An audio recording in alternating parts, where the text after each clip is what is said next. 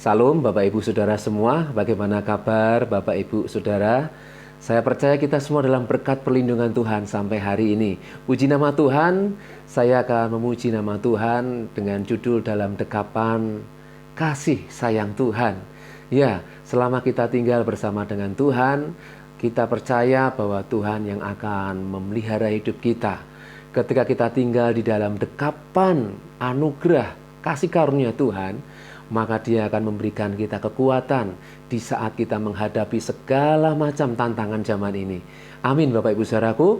Ya, lagu ini sudah cukup lama saya ingin nyanyikan dan memang dikarang sekitar kurang lebih di tahun 2007 ya.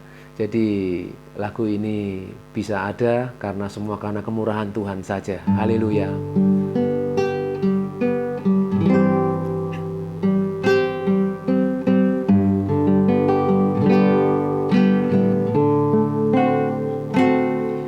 Dalam dekapan kasih Tuhan Yesus, aku merasa tenang, aku merasa tentram. Dalam dekapan kasih anugerah-Mu, ku kuat teguh berpegang perintah-Mu.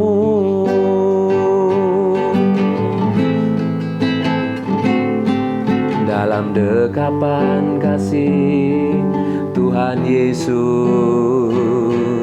aku merasa tenang, aku merasa tentram. Dalam dekapan kasih anugerah-Mu, ku kuat teguh berpegang perintah-Mu.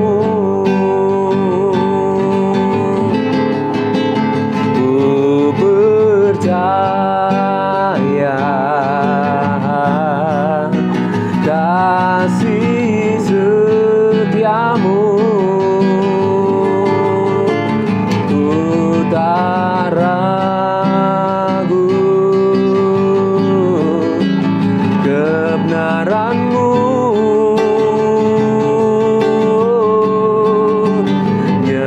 Nyatakan Tuhan dalam hidupku, biar seluruh dunia melihat terang-Mu. Oh, ku percaya kasih setiamu, ku tak ragu kebenaran-Mu.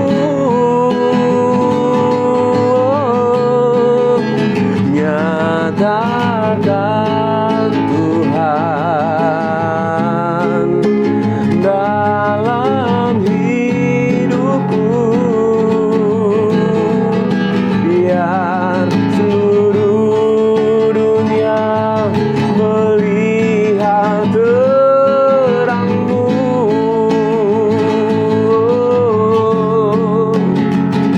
Biar Indonesia melihat terang-Mu.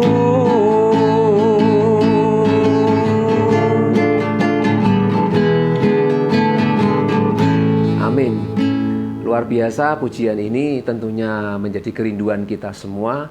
Kita dipakai Tuhan, kita dipilih oleh Tuhan untuk menjadi terang dan menjadi garam di tengah-tengah dunia ini. Dan ini yang menjadi harapan kita semua tentunya. Kita dipakai oleh Tuhan menjadi alatnya yang semakin dibersihkan, hidupnya semakin dikuduskan, sehingga kita menjadi umat yang berkenan di mata Tuhan. Amin Bapak Ibu Saudaraku. Puji nama Tuhan, minggu ini kita bisa berjumpa dan Tuhan masih memberikan kita kesempatan untuk belajar firman Tuhan. Dan firman Tuhan memang adalah kehidupan. manusia hidup bukan hanya dari roti saja, tetapi dari setiap firman yang keluar dari mulut Allah. Luar biasa Bapak Ibu Saudaraku, di tangan saya ada hand sanitizer. Ya, ini berfungsi untuk menghilangkan kuman, bakteri atau virus yang ada di telapak tangan. Dan memang hand sanitizer ini dipakai di saat dibutuhkan saja. Ya, tetapi dia memiliki tujuan yaitu untuk melindungi pemakainya dari segala kuman, virus atau bakteri. Bapak Ibu Saudara, kita memang bukan hand sanitizer Bapak Ibu Saudara, tetapi kita rindu dipakai Tuhan untuk menjadi alatnya, yaitu sebagai tubuh Kristus yang dikuduskan untuk menjadi berkat bagi dunia ini. Dan kita rindu sebagai umat Tuhan yang semakin dikuduskan, dibersihkan oleh firman Tuhan, sehingga ketika kelak Tuhan datang, kita menjadi umat yang berkenan. Dan tentunya kita tidak hanya sekedar dibersihkan, namun Tuhan rindu supaya kita juga berbuah, yaitu hidup di dalam buah-buah roh yang Tuhan inginkan, yaitu di dalam keteladanan tentunya.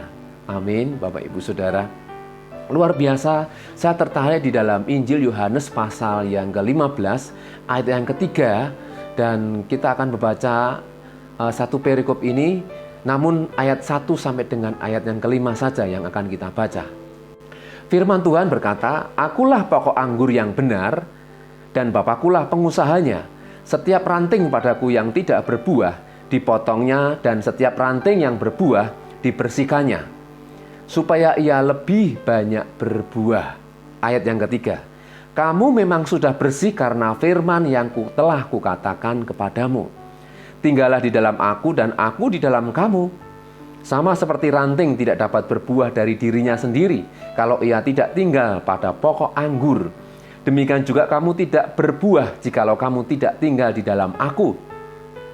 Akulah pokok anggur dan kamulah ranting-rantingnya. Barang siapa tinggal di dalam aku dan aku di dalam dia, ia berbuah banyak. Sebab di luar aku kamu tidak dapat berbuat apa-apa." Puji nama Tuhan, Bapak Ibu Saudara. Perikop ini memberikan kita pengertian bahwa di luar Tuhan kita tidak sanggup berbuat apa-apa. Tetapi saya tertarik dengan satu kebenaran yang Tuhan sampaikan, yaitu ketika Tuhan berkata, "Kamu memang sudah bersih karena firman yang telah kukatakan kepadamu." Konteksnya pada waktu itu, Yesus berbicara kepada murid-muridnya. Jadi selama murid-muridnya tinggal bersama dengan Yesus, mereka terpelihara oleh karena firman Tuhan. Firman yang hidup, yaitu Yesus sendiri. Karena Yesus adalah kebenaran dan kehidupan. Amin, Bapak Ibu Saudara. Jadi dalam hal ini, murid-murid Yesus, mereka terpelihara oleh karena mereka tinggal bersama dengan Yesus. Apanya yang terpelihara, Bapak Ibu Saudaraku? Yaitu kehidupan mereka. Mereka dibawa kepada satu kebenaran, yaitu kehidupan yang mengarah kepada kekekalan, yaitu hidup di dalam Tuhan. Luar biasa Bapak Ibu Saudaraku. Jadi tidak heran jika murid-murid Yesus selama mereka bersama dengan Yesus, mereka tidak kekurangan suatu apapun. Ya, bahkan di dalam Yohanes pasal yang ke-17, ayat yang ke-12 mengatakan, "Selama aku bersama mereka, aku memelihara mereka dalam namamu, yaitu namamu yang telah engkau berikan kepadaku. Aku telah menjaga mereka dan tidak ada seorang pun dari mereka yang binasa selain daripada dia yang telah ditentukan untuk binasa, supaya genaplah yang tertulis dalam kitab suci." Jadi sekali lagi, selama Yesus bersama dengan murid-muridnya ini tidak pernah kekurangan suatu apapun. Bahkan hidup mereka terpelihara. Jadi dalam hal ini mengingatkan kepada kita, walaupun kita tidak bersama dengan Yesus secara fisik, namun kita masih ada firman Tuhan. Ya, kita masih ada Alkitab, firman Tuhan. Kita masih ada hamba-hamba Tuhan, pelayan Tuhan, yang melayani Tuhan, yang memberitakan firman Tuhan. Jadi barang siapa yang tinggal di dalam firman Tuhan, mereka akan terpelihara. Jadi bagaimana supaya hidup kita tetap bersih dan berkenan di mata Tuhan? Yaitu ketika kita tinggal di dalam firman Tuhan. Amin Bapak Ibu Saudara. Jadi mari kita semakin terus melekat kepada Tuhan di hari-hari yang semakin sulit, tantangan yang tidak semakin mudah, ya. Dan kita tahu bahwa firman Tuhan semakin hari semakin digenapi. Dan berbahagialah mereka yang terus menghidupi firman Tuhan, karena mereka akan terpelihara oleh karena anugerah Tuhan. Amin. Kita tentunya rindu dipakai oleh Tuhan. Kita tentunya memiliki harapan bahwa hidup kita ini menjadi berguna. Bahkan tidak hanya berguna, berdampak dan berbuah lebat tentunya. Karena sekali lagi Tuhan mengharapkan tidak hanya sekedar bersih, tetapi kita bisa berbuah.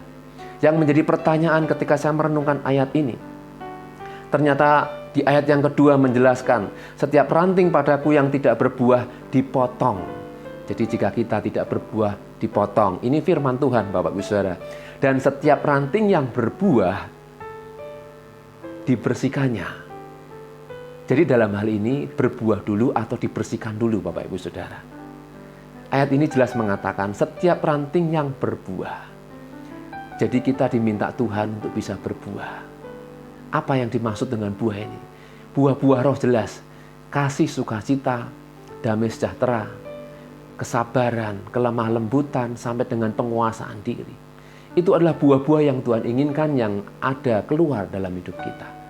Kita harus memiliki kasih. Kita harus bisa belajar sabar. Kita harus bisa murah hati. Ini yang harus keluar dalam hidup kita, Bapak, Ibu, Saudara. Dan memang untuk bisa berbuah, kita harus nempel, yaitu nempel pada pokok anggur. Siapa pokok anggur kita? Yaitu Yesus Kristus. Ya, kekristenan tidak bisa lepas dari yang namanya keteladanan. Dan keteladanan manusia itu terbatas. Tetapi ketika Tuhan sendiri memberikan teladan, pasti Dia memberikan teladan yang maksimal, Bapak Ibu Saudara. Tidak hanya menjadi teladan yang benar, tapi Tuhan memberikan teladan yang menyelamatkan. Amin, Bapak Ibu Saudara. Jadi berbahagialah kita orang-orang yang percaya kepada Tuhan, karena Dia tidak hanya memberikan keteladanan yang benar, namun Dia juga memberikan keteladanan yang menyelamatkan. Manusia bisa kecewa, manusia bisa putus asa ketika dia menjadikan manusia atau orang-orang dunia ini teladan. Tetapi ketika kita meneladani Tuhan sendiri, yaitu Yesus Kristus, maka kita tidak akan pernah kecewa. Amin, Bapak Saudaraku. Jadi kunci bagaimana kita bisa tetap bersih dan hidup kita bisa menjadi teladan ketika kita menghidupi firman Tuhan, ketika kita tinggal di dalam firman Tuhan dan menjadikan Yesus teladan satu-satunya, yaitu teladan yang benar dan yang menyelamatkan. Amin, Bapak Saudaraku. Mari kita terus hidup di dalam firman Tuhan sampai firman Tuhan nyata dalam hidup kita, dan tentunya kita akan berbuah lebat. Ya, saya cuma mengingatkan di dalam Galatia pasal yang ke-5 ayat yang ke-22 sampai dengan yang ke-23. Tetapi buah roh ialah kasih, sukacita, damai sejahtera, kesabaran, kemurahan, kebaikan, kesetiaan, kelemah lembutan, dan penguasaan diri. Dari 9 buah roh ini Tuhan rindu supaya kita menghidupinya. Ya, kapan kita bisa memiliki kasih? Kapan kita bisa memiliki sukacita, damai sejahtera, bahkan sampai kita bisa menguasai diri kita. Mari kita terus berjuang, kita berlomba dalam hal ini, Bapak Ibu Saudaraku, supaya hidup kita ini benar-benar semakin nyata. Kristus ada di dalam hidup kita. Orang boleh berkata mustahil kita bisa menjadi serupa dengan Kristus. Memang manusia, dunia memberikan hal-hal nilai-nilai yang selalu negatif dalam hidup kita. Tetapi ketika kita hidup dalam firman Tuhan, kita diarahkan untuk semakin mengarah kepada Yesus. Amin. Sebab firman Tuhan jelas mengatakan bahwa Efesus pasal yang ke-4 ayat 13 mengatakan, sampai kita semua telah mencapai kesatuan iman dan pengetahuan yang benar tentang anak Allah, kedewasaan penuh dan tingkat pertumbuhan yang sesuai dengan kepenuhan Kristus, sehingga kita bukan lagi anak-anak yang diombang-ambingkan oleh rupa-rupa angin pengajaran, oleh permainan palsu manusia dalam kelicikan mereka yang menyesatkan. Tetapi dengan teguh berpegang kepada kebenaran, di dalam kasih kita bertumbuh dalam segala hal ke arah Dia, Kristus yang adalah kepala. Jadi mari hidup ini kita arahkan kepada Kristus sebagai kepala, sebagai teladan hidup kita. Ya, memang kita bisa mencontoh teladan orang-orang yang hidup di dalam iman, seperti Bapak Abraham, seperti tokoh-tokoh Alkitab yang lain. Tetapi satu-satunya teladan yang memberikan keselamatan dan menuju kepada kehidupan adalah di dalam Yesus Kristus. Mari Bapak Ibu Saudaraku, dalam hidup ini bagaimana kita bisa tetap kuat di dalam Tuhan, hidup semakin berkenan di dalam Tuhan, dan semakin dibersihkan oleh firman Tuhan, yaitu ketika kita mau tinggal di dalam firman-Nya, yaitu firman Tuhan sendiri, dan kita menghidupi firman Tuhan. Mari kita terus bergairah dalam Tuhan, dan jangan putus asa. Apapun yang kita alami hari ini, selagi masih ada kesempatan, mari gunakan kesempatan itu sebaik-baiknya untuk kita tetap hidup di dalam firman, tinggal di dalam firman, dan kita pasti akan beroleh kekuatan karena Tuhan sendiri yang menjamin hidup kita. Amin Bapak Saudaraku, maju terus, Tuhan Yesus memberkati. Mari kita akan berdoa. Bapa di surga, terima kasih kami sudah mendengar firman-Mu, ajar kami tetap tinggal di dalam firman Tuhan. Karena di dalam firman-Mu ada ketenangan, dalam dekapan kasih sayang Tuhan ada damai sejahtera. Dan ketika kami berjalan bersama-Mu, kami tidak pernah takut lagi, kami tidak khawatir lagi, bahkan kematian pun tidak menjadikan kami takut. Justru kami akan mengalami keberuntungan ketika kami bersama-sama dengan Tuhan. Terima kasih Bapak, berkati kami semua, pekerjaan, pelayanan, keluarga kami, kota dimanapun kami berada. Berkati bangsa dan negara kami, berkati para pemimpin, pejabat, orang kuat negeri ini. Berikan roh takut tunduk otoritas Tuhan. Kiranya bangsa ini juga boleh menerima keselamatan, pengampunan yang dari Tuhan. Terpujilah nama-Mu Bapa. Kami serahkan doa kami, hidup kami sepanjang hari ini. Dalam nama Tuhan Yesus, damai sejahtera Tuhan melimpah-limpah atas kami. Haleluya. Amin. Tuhan Yesus memberkati. Hidupku menggenapi firman-Mu, tanda mujizat sertai tiap langkah.